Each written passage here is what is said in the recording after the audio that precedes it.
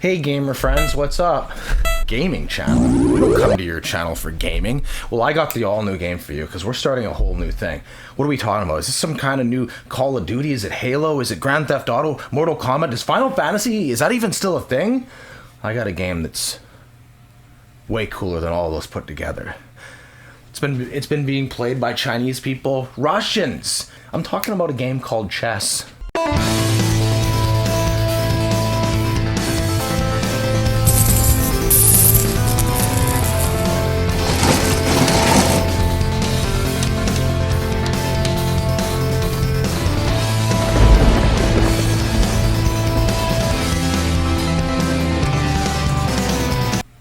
Whoa, chess. I heard of that game.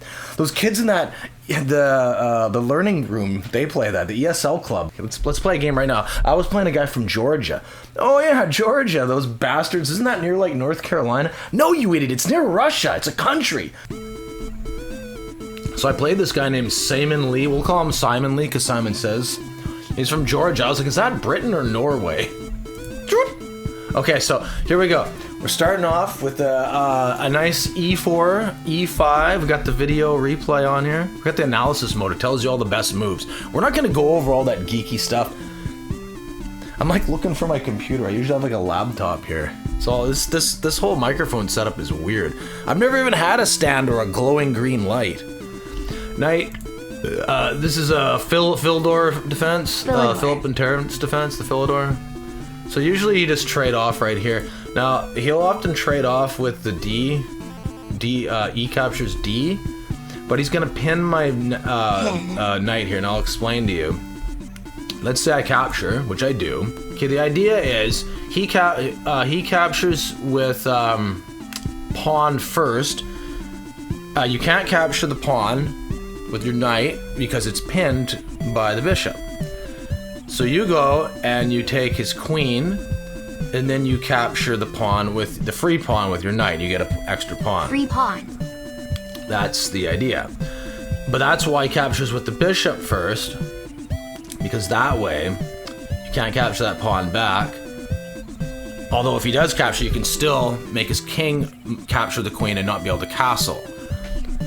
But if you do that, you'd have to capture with the G pawn on F, doubling your pawns and putting your king side in some jeopardy. So that's the trick right here. But this guy, he should have captured the knight first, but he wanted to be, cool and keep his bishop. So I just said, screw it. There's your castling privilege is gone. It's not a right, it's a privilege. Privilege. Now I get to say it. So there's the free pawn. Yes. You attack his bishop. He moves here. See, I could have moved the bishop up to c4. You attack him, he comes down, and then you take with knight. The thing is, I wanted to keep that bishop. I didn't want to trade off, so that's how we get into this here. We got a ways to go.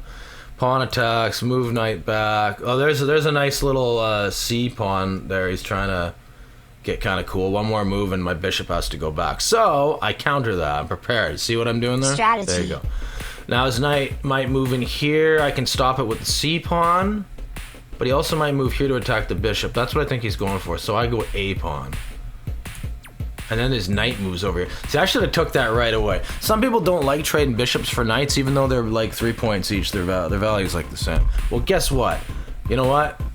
I usually do because that doubles pawns. Doubled pawns. They can't defend each other. That's why double pawns are bad. Just for you kids out there. Do I gotta say this in the voice of Don Cherry? No. Oh, you kids out there. But I didn't bother wasting my time. I needed to castle. We gotta be responsible here. Okay, so here's the knight. I don't know what the hell he's trying to prove here. Like, I was gonna chase him back, but I figured I need to get my rook here so we can do the revealed attack on the king. Revealed attack. I knew he was gonna move because I'd seen him play 2 games, and yeah, he's pretty smart. So okay, we're chasing the knight away. Yeah. I figured I want my bishop. I really want this bishop. So we're gonna trade here. He's gonna attack the bishop again. Now here's what I do. I attack the pawn here. I can put him in check.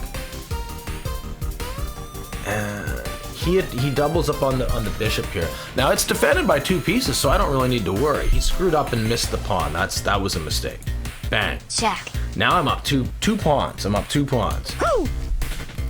His king moves out of the way, but then I realized I got his pawn, and when there's 3 pawns, you can block you right here by moving the b pawn up. Then that's a trap that In fact, Bobby Fischer fell for a trap like that in the Spassky tournament back in the 70s in Iceland. Reykjavik or whatever that country the city name was.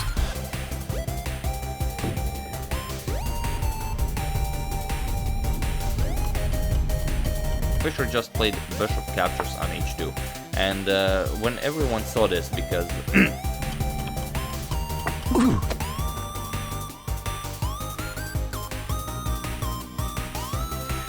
so it didn't take Spassky all that much time to reply. He simply played g3, which is what everyone would play. Yeah, it was how the game was lost, and a lot of people wondered what the heck he was trying to prove. Like, he had some crazy sacrifice going on, but it didn't work, not at all. Here, though, it can't work because this pawn moves up and you're not defended. See, the problem is... Derek seemed to realize the pawn should have been taken, but was not sure, so he didn't. Even though the same series of captures takes place afterward, Derek would still have that extra pawn. Yow! I realized, yes, the bishop is defended by 2 pieces. He's attacking with a knight and a rook, so I'm fine. Wrong. Watch his bishop sacrifices b pawn. He gets the free pawn. Then he gets his bishop back here with the knight move, and you can't capture it because the rook. Or you capture the rook, and then he takes that for free, and your position is in jeopardy. Plus, you've got your bishop sitting here. So I figured we need to get the bishop out of dodge, but we can't do that either because he still has this attack. There's 2 attacks going on at the same time. So I decided the only thing I can really do is trade off. Okay, so he takes the bishop, that's fine. Now I move here to defend the rook, so he can't do his little gay sacrifice. There we go, we take the rook on d1, but check this out. Now he's attacking me, so I just move up here. He's got the d2 square. I've got the d2 square defended, but I can't move my knight anywhere. This is the problem. I don't know what that was. He's just trying to be cool, moving pawns and stuff. I can't move. I can't even try to trade off his bishop because he's attacking that square on c4 with knight and bishop. No good. So I move my king over. I'm gonna move my king all the way to e1, so it defends the d2 square if he tries to come in with his rook. Once my knight is out of there defending that square. I don't know what this was. I figured I may as well take it. And then there's that bishop. You know what? That pawn is so weak. No, I couldn't have done anything. So I attack his knight. He goes back. I got check. Let's throw a check in there. There, that's always good. Harassment tactics. There we go. Leave me alone! Yeah, I sort of saw something here where I'm gonna go knight up here. If he comes down with his rook, yeah, but he still takes the c pawn, right? Yeah, I get it. There's no way I could get out of there. I decided to attack him. Holy crap! My white meter went down on the computer analysis. Rook to d1 check. Oh man. Yeah, that was a mistake. I moved fast there. But he didn't see that. I guess the rook d1 was a much better move, right? Because I can't go anywhere. He's pinning my knight. I can't get rid of it. My pieces are gonna be completely held prisoner. But he didn't see it. He took the free pawn with the bishop. He thought too fast. Now there's some crazy tactics at the end of this one. Did you hear? Did you hear about this? You see this? That's why this game's cool. Because even though there were mistakes made, there were still great moves, champion moves. So the knight's out. We're gonna see what we see here. Oh, he's attacking that pawn now and the bishop. Yeah. See, the idea is he's gonna take with bishop. I'm gonna take back.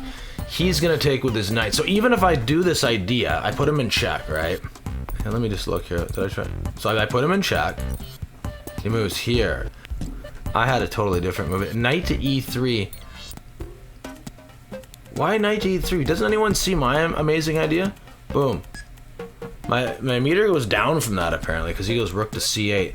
I guess nullifying the check, but that's a trap. I'm trying to fork him by moving the knight to e6. But here's this trade-off here. I thought he took. I told him you took with the wrong piece. Apparently I'm way up. e6 check. Why do I do that first though? Let's look at that variation here for a sec. Okay, e6 check. Fork. Okay, f6. Knight cap. Oh, bishop captures b3. I'm defending the knight, so he has to move out of there anyway. But he can go and defend his bishop. Rook to d2. I'm still ahead though. That's the thing. Yeah, this is a pretty good. I mean, what am I worried about? That was good. And then you trade off, and then you just win with the extra knight. Damn it! Why didn't I do that? All right, let's go see how I did this. No, I didn't do that move. I decided to take the bishop. He takes me, and man, my rating just went way down. Yeah, you're right. That was the better move. Holy crap, dude. Move order. It's important to see move order. Move order. Okay, so I attack his bishop. I thought I could still fork him, actually. I was telling him, you should have done it in a different order, your knight, because he would have attacked my rook. But he's defending this square on e6 with the bishop. Damn it. Check. No, I'm not oh yeah, I was probably not going to put me in check with this rook, because my knight will take him. But he decides to attack my knight. I can't go anywhere at all, except that one square there, but guess what? Once he attacks me with his king, I think I'm doomed. Maybe I could have attacked this bishop with the rook. Yeah, so what I did was I moved here. This is actually not that bad a move. Was that recommended? You know what? That was the best move. I was worried about getting trapped. I was so worried about it. He moves over here, puts me in check. I move close to his bishop. He can put me in check, but that's useless. He's gonna go for the pawns. Not yet. He knows that there's the revealed attack I have on him. Put him in check and then take his rook. So that's why he got his king off that line. Check. The king would go. The knight would go here, for example.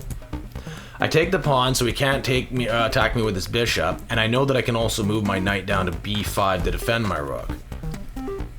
Now he's going for my pawn. I just move that up. He's given up on the whole idea there. Wow, holy crap, white went way up off that one. Knight to d5 is the right move, even though he can fork me with his rook and check me, because I guess I can move and attack his bishop after. So I did that move. d4 check is the recommended move. Check. It says king d1, and that's what I did, following the perfect computer chosen line here.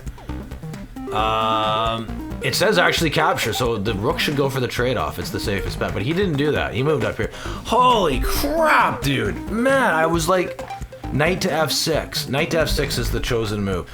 And, oh my god, I guess that's checkmate right there, because the king can't go anywhere, even if the bishop... Oh, I didn't see that. Oh, I went way down. Oh, I'm still leading, but that was like checkmate right there. Oh, how did I miss that? The idea would be I would move my knight. White cannot be stopped here. But move. Like he goes there, I put him in check. He can take the pawn. Boom, h7. Let's just see. Okay, he's only got one move. King to g3. Okay, now here's the move right here. Oh my god, that's the move. It was number one. They're all actually even apparently. There's rook to b7, a more safer move. There's rook to g7 to attack that pawn. I kind of thought about all those moves, and I knew this pawn would be dead, but I saw a better move. I could promote my pawn quicker. Sacrifice, and that's what I did. That was the best move. Sacrifice. And he has to capture. He can't just let his bishop. If he doesn't, he's screwed. He'll never win this game. Let's see, f5. Yes, they did the moves that I chose. I saw the best moves. Yes, like look at this. Look what's gonna happen here. See. He's got the rook. Yes, there's more pawns, but the sacrifice was crazy. His rook should be able to stop this if it maybe gets behind it on f4, but guess what? The knight's gonna blockade the rook's path, and my pawn's gonna take his pawn. But wait, what if he takes my pawn? Oh, that's the genius part. My pawn just passes and goes straight up to become a queen, and he can't move his rook to g4 because my knight protects that square. Genius! Oh, man. Look at the white meter go up. Amazing. So he goes and attacks my knight. I'm like, go for it, have it. He takes it. No, he doesn't. He puts me in check first for some reason. Boom, boom, and yeah, I got my queen. This game is over. Woohoo! Big time. Oh yeah, he's got nothing. So there you have it. That's my chess game. I think you have to subscribe, or else the Russian's gonna attack you or something. Sorry, I shouldn't say that. I think you have to subscribe, or else bad things. Bad things. You won't have good nutrition. You'll have like low vitamin D or something like that. People in Detroit even play this game from time to time for money to get another crack toke. Oh yeah. I would be wearing a sombrero, but you know what? Carlos told me not to, because that's like PC Principal says, all right, everybody listen up. I want to see anybody wear any fucking sombreros. Leslie, shut your fucking hole. Why? Okay, we're off track here.